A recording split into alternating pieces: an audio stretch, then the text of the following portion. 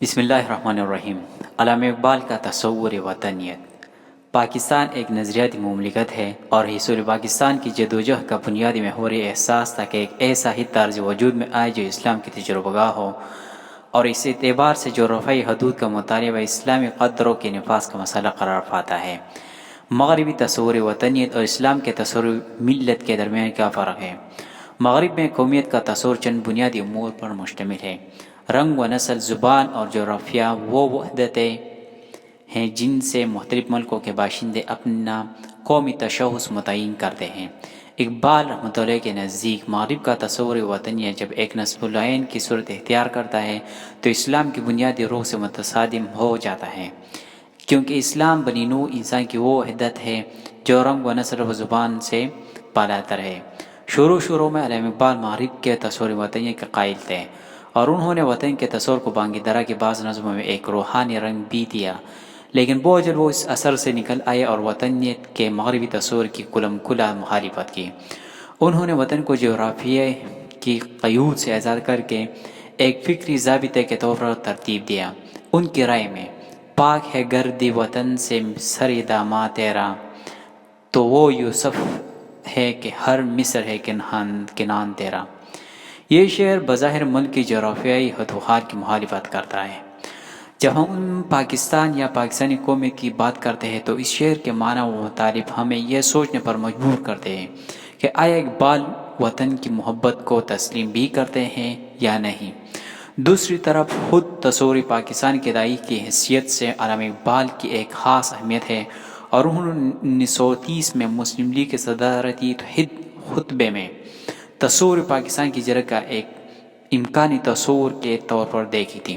علامہ اقبال کے ہوا تصور وطن جس کا آغاز ان کے ہاتھ جغرافیائی بنیاد سے ہوا تھا اور جس کی پہلی واضح صورت دھرتی پوجا کے تصور پر سامنے آئی تھی، اسے بہت جلد ترک کر کے علامہ اقبال نے اسلام کے ضابطہ حیات کے حوالے سے وطن کے تصور پر غور کرنا شروع کیا۔ انہوں نے قائد اعظم کے نام اپنے خطوط میں سیاسی پلیٹ فارم سے پاکستان کا مطالبہ پیش کرنے کی تجویز پیش فرمائی۔ پاکستان وجود میں آیا تو آبادیوں کی تبدیلیاں ہوئی، مقامی اور مہاجر کے امتیازات ابھرے اور تہذیبی سطح پر تغیر و تبدل کے کئی پہلو ظاہر ہوئے۔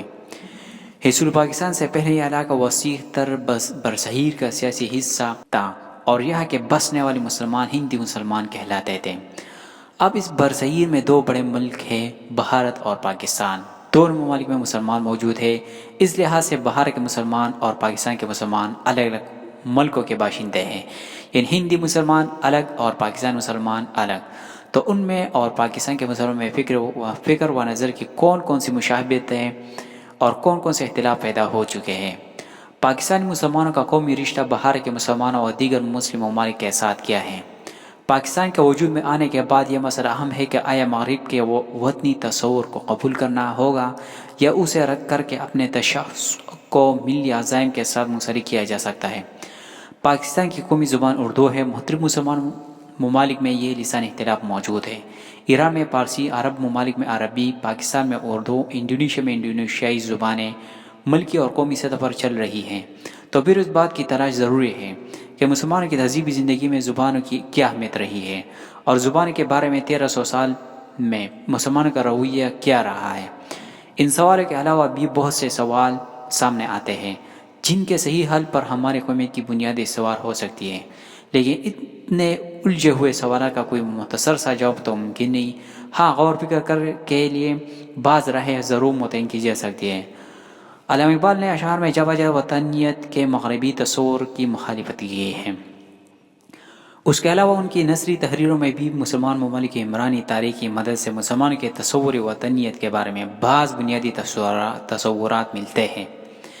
اس مرحلے پر جغرافیائی اور مجرد تصورات کے درمیان ربط کی تلاش ہمیں پاکستانی قومیت کی اصل بنیاد تک لے جا سکتی ہے۔ سورۃ الحجرات سے واضح ہے کہ ذات اور خاندان محض شناخت کے لیے ہے، اصلی شرف فضیلت کا معیار نسلی تقویٰ ہے۔ علامہ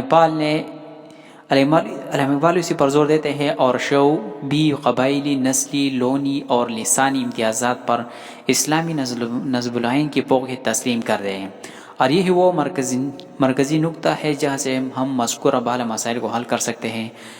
باقی رہا لسانی مسئلہ تو اسلام کی عمرانی تاریخ کے مطالعے میں اس کا جواب موجود ہے۔ زبان اظہار کا وسیلہ ہے۔ صدیوں تک تمدنی سطح پر ترجیحات کا ایک اصول قائم رہا ہے جس کی روح سے عربی کو قرآن پاک کی زبان ہونے کی وجہ سے فوقیت حاصل تھی۔ عالم اسلام کی ثقافتی زبان فارسی تھی۔ مسلمان جس ملک میں بھی گئے وہاں کی زبان کو انہوں نے اظہار کا وسیلہ بنایا۔ جس علاقے میں پہنچے وہاں کی علاقائی زبان ان کے لیے تبلیغ و ہدایت کا ذریعہ بنی۔ زبان کے ساتھ پرستش کا کوئی شعبہ شامل نہیں کیا گیا۔ نہ ملک اور علاقائی زبان کے درمیان کسی مناقشے کی خبر ملتی ہے۔ 20 صدی سے قبل عالم اسلام میں زبانیں جھگڑے کا سبب نہیں تھی، کیونکہ اصل اہمیت زبان کو نہیں مطالب کو حاصل رہی۔ زبان اظہار کا وسیلہ ہے۔ وسیلہ اگر مقصد بن جائے تو اس سے کتنی ہی خرابیاں پیدا ہو جاتی ہیں۔ ہمارے لسانی مسائل میں یہی خرابیاں راہ پا چکی ہے اور فکر بال سے ہم ان پر غلبہ پا سکتے ہیں۔ اساسیات اقبال